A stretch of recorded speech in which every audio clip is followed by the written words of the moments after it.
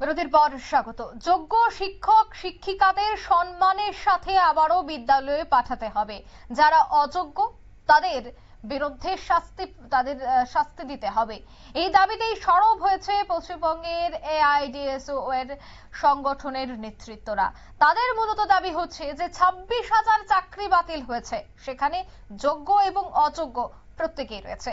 তাই বাছাই করে যোগ্যদের আবারও ফিরিয়ে দিতে হবে চাকরি এবং অযোগ্যদের শাস্তি প্রদান করতে হবে। এই দাবিতেই কিন্তু তারা সরব হয়েছে। কি বলছেন তারা, শোনাচ্ছি।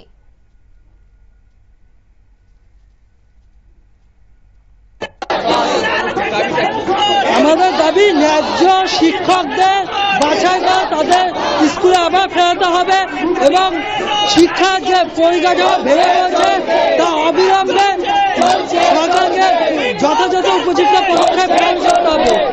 আর রাজ্য এবং কেন্দ্রের যে জাতীয় শিক্ষানীতি তা অবিলম্বে বাতিল করতে হবে।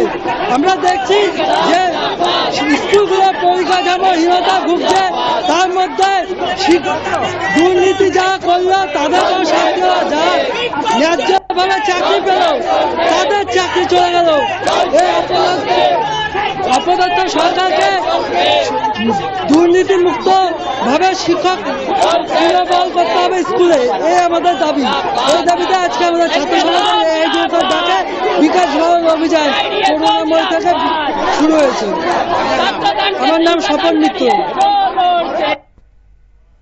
আপনারা শুনলেন তাদের এই বক্তব্য। এআইডিএসও সংগঠনের উদ্যোগেই এই বিশেষ কর্মসূচি, বিক্ষোভ কর্মসূচির আয়োজন করা হয়েছে এবং তাদের মূলত বক্তব্য হচ্ছে যে যোগ্যদের বিদ্যালয়ে ফেরত পাঠাতে হবে, অন্যদিকে অযোগ্যদের শাস্তি প্রদান করতে হবে। বাংলার বিধাননগরের বিকাশ ভবনের সামনে কিন্তু এই বিক্ষোভ তারা করে। নিয়ে নিচ্ছি ছোট্ট একটি বিজ্ঞাপন বিরতি, সঙ্গে থাকুন।